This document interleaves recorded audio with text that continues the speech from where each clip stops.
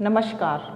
BEd द्वितीय वर्ष की क्लासेस में मैं परवीन आपका स्वागत करती हूँ। अभी तक हम समावेशी शिक्षा के बारे में, समावेशी शिक्षा के प्रतिमानों के बारे में, इंटीग्रेटेड एजुकेशन के बारे में और स्पेशल एजुकेशन के बारे में अध्ययन कर चुके हैं। आज हम अध्ययन करेंगे विविधता। हमारा नेक्स्ट टॉपिक है विविधता, कि विविधता क्या होती है, इसके बारे में आज हम अध्ययन करेंगे। हर कोई व्यक्ति अपनी भौगोलिक दशाओं और ऐतिहासिक कारणों से दूसरे व्यक्तियों से भिन्न होता है। किस कारणों से? भौगोलिक दशाओं और ऐतिहासिक कारणों से दूसरे व्यक्तियों से भिन्न होता है। प्रत्येक व्यक्ति अपनी लिंग, जाति, रहन सहन, वेशभूषा, त्यौहार, सभी व्यक्तियों की ये अलग अलग होते हैं। सभी व्यक्तियों में इन चीज़ों में भिन्नता होती है। कोई भी व्यक्ति एक दूसरे के समान नहीं है। मैं जैसे कि मैं आपके जैसी नहीं हूँ, आप मेरे जैसे नहीं हो। कोई लंबा होगा, कोई छोटा होगा, किसी का रंग काला होगा, किसी का सफ़ेद होगा, किसी का रहन सहन कैसा होगा, किसी का कैसा होगा। तो ये जो अंतर होता है सब ये कहलाती है विविधता। मतलब दो व्यक्तियों में अपनी भौगोलिक दशाओं के कारण जो अंतर आता है उसे कहते हैं विविधता।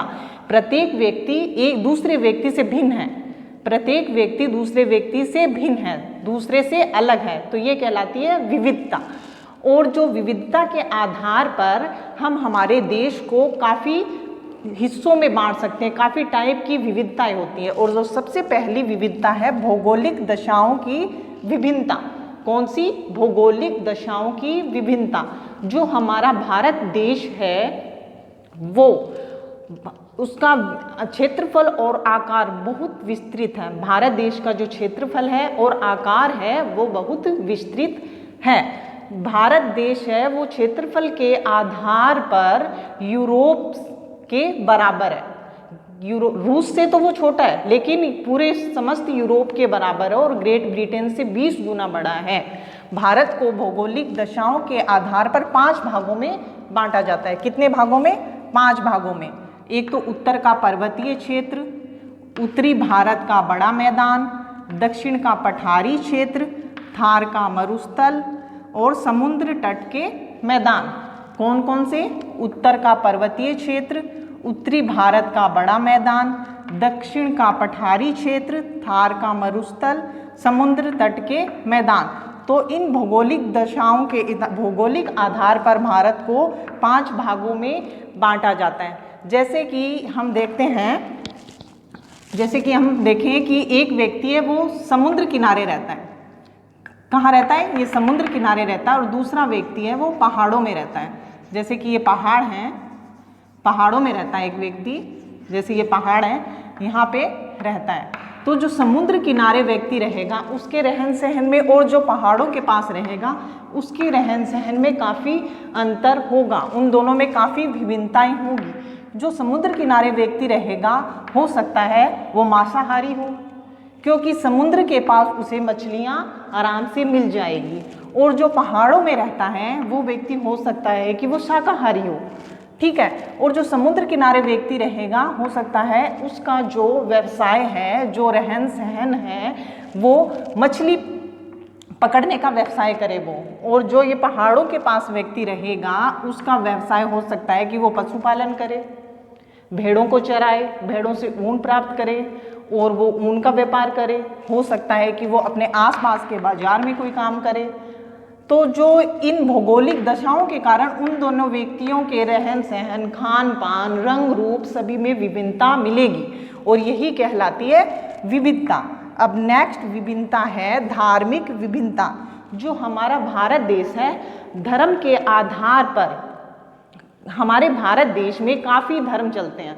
काफ़ी धार्मिक प्रवृत्ति के लोग रहते हैं और काफ़ी धर्म हमें यहाँ पे देखने को मिलते हैं। जैसे हिंदू है, मुस्लिम है, सिख है, ईसाई है, सभी धर्म के लोग भारत देश में देखने को मिलते हैं और सभी अपने अपने धर्मों को मानते हैं। और धर्म के आधार पर भारत में सभी को स्वतंत्रता का अधिकार है। किसी पे भी हम अपना धर्म थोप नहीं सकते। किसी को ये नहीं कह सकते कि तुम ये धर्म मानो और यह धर्म नहीं मानो। वह अपने धर्म के आधार पर स्वतंत्र है, उसे पूरी स्वतंत्रता है कि वो कोई सा भी धर्म माने, और धर्म के आधार पर उनके त्यौहार भी अलग अलग होते हैं, उनका रहन सहन भी अलग अलग होता है, उनका खान पान भी अलग अलग होता है। वो जो बुक्स पढ़ते हैं, जो वो बुक्स पढ़ते हैं, वेद है, कुरान है, सब वो भी उनकी अलग अलग होती हैं और उन्हीं के आधार पर वो अपना कार्य करते हैं। तो ये कहलाती है धार्मिक विभिन्नता। नेक्स्ट है सांस्कृतिक विभिन्नता। अब भारत एक सांस्कृतिक देश है। सांस्कृतिक विभिन्नता क्या होती है? सांस्कृतिक विभिन्नता वह विभिन्नता होती है कि व्यक्तियों, जो भारत में रहने वाले लोग हैं, भारत में रहने वाले लोग हैं, उनका कला साहित्य क्या है, उनका रहन सहन क्या है, वो कौन सी प्रथाएं अपनाते हैं, वो क्या पढ़ते हैं, ये सब संस्कृति में आता है। ये सब हमारी संस्कृति है। अब जैसे हिंदू लोग हैं, वो क्या पढ़ते हैं? गीता, वेद, पुराण, ये सब पढ़ते हैं। मुस्लिम हैं, वो कुरान पढ़ेंगे। सिख हैं, वो गुरु ग्रंथ साहिब पढ़ेंगे। तो ये सब उनकी संस्कृति है। तो ये सब कहलाती है सांस्कृतिक विभिन्नताएं। और सांस्कृतिक विभिन्नताओं के आधार पर भी भारत में काफ़ी विविधताएं देखने को मिलती है। नेक्स्ट है जलवायु की विभिन्नता। कौन सी? जलवायु की विभिन्नता। अब भारत देश है, इसमें जलवायु एक जैसी नहीं है। यहाँ पे तीनों टाइप की जलवायु देखने को मिलती है। तीनों टाइप की कौन कौन सी? शीत, शीतोष्ण और उष्ण।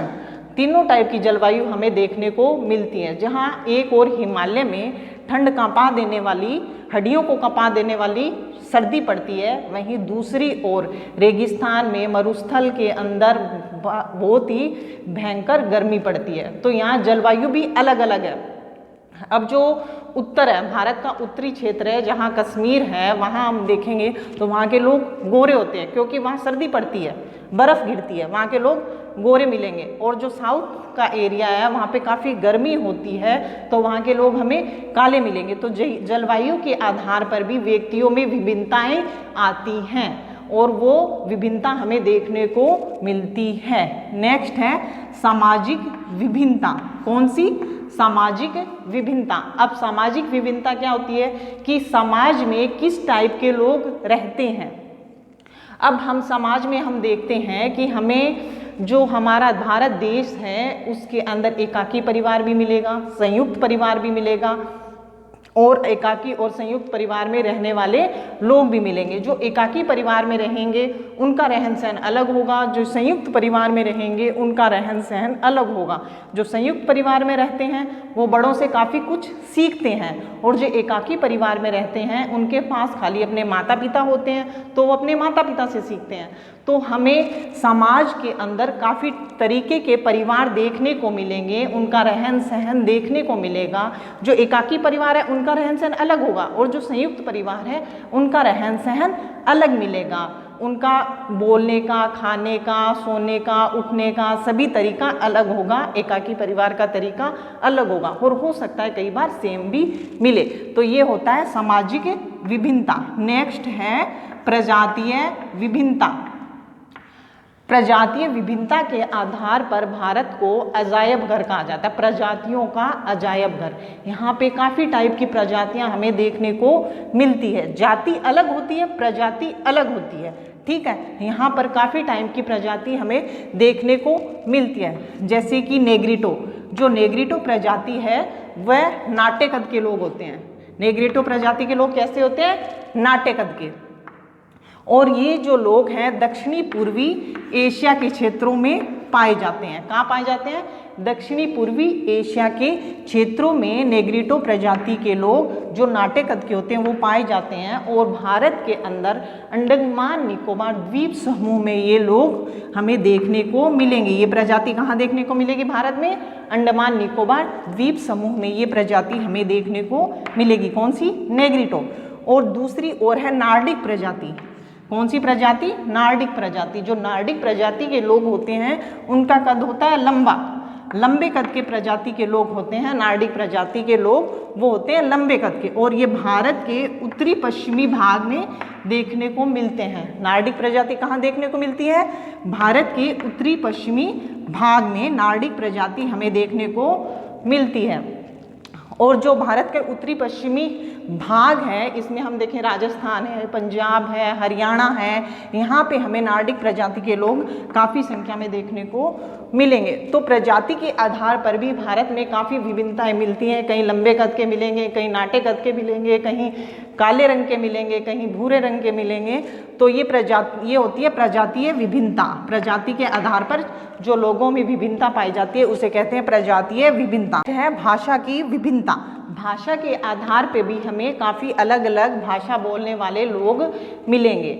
जैसे कि कोई गुजराती बोलता है, कोई मराठी बोलता है, कोई हरियाणवी बोलता है, कोई राजस्थानी बोलता है, कोई मारवाड़ी बोलता है, कोई हिंदी बोलता है, कोई इंग्लिश बोलता है, कोई तमिल बोलता है। तो ये सब जो लोग भाषा के आधार पे अलग अलग भाषाएं बोलते हैं, ये कहलाती है भाषाई विभिन्नता। तो इसे क्या कहते हैं? भाषा की विभिन्नता। और भाषा के लिए एक प्रमुख कहावत यह भी है कि 5 कोस पे बदले पानी और 10 कोस पे बदले वाणी। यानी कि हम 5 कोस ही आगे चलते हैं तो हमें अलग टाइप का पानी पीने को मिलेगा, पानी का स्वाद अलग होगा। और थोड़ा सा आगे चलेंगे तो वहाँ उस क्षेत्र विशेष की भाषा भी हमें अलग मिलेगी। मतलब 10-10 कोस पे हमें भारत में अलग टाइप की बोली बोलने वाले लोग मिल जाएंगे। तो ये कहलाती है भाषा की विभिन्नता। अब ये अगर विविधता जो ये टॉपिक है, अगर हम इसे देखें समझें तो ये हमें ये समझ में आता है कि हमारे जो भारत देश है इसमें काफ़ी विभिन्नताएं मिलती हैं। लेकिन विभिन्नता होते हुए भी हमारे जो संविधान में जो संविधान की मुख्य विशेषता यह है कि भारत विविधता में एकता देखने को भारत में मिलती है। डॉक्टर राधाकृष्णन ने भी कहा था, राष्ट्रीय एकीकरण वह चीज है, राष्ट्रीय एकीकरण का निर्माण हम छेनी, हथौड़े, बजरी आदि से नहीं कर सकते। इसका जो निर्माण है वो व्यक्ति के मस्तिष्क और हृदय की मूक भावना से विकसित होता है। और इसको पैदा करने का एक ही मार्ग है, वह मार्ग है शिक्षा। कौन सा मार्ग? वह मार्ग है शिक्षा। यद्यपि शिक्षा के द्वारा गति धीमी होगी, राष्ट्रीय एकीकरण की गति धीमी होगी, लेकिन जो वो गति है ठोस और स्थिर होगी। तो यह कहलाता है राष्ट्रीय एकीकरण। हमारा देश भारत जो विविधता में एकता वाला देश है, और राष्ट्रीय एकीकरण के लिए हमें सबसे ज़्यादा शिक्षा की ज़रूरत है। शिक्षा के द्वारा ही हमारा भारत देश आगे बढ़ सकता है। हमारे भारत देश में जो विविधताएं हैं उनका एकीकरण हो सकता है। आज के लिए इतना ही। अगर आपको मेरी टीचिंग अच्छी लगी हो तो इस चैनल को लाइक करें, शेयर करें, सब्सक्राइब करें। धन्यवाद।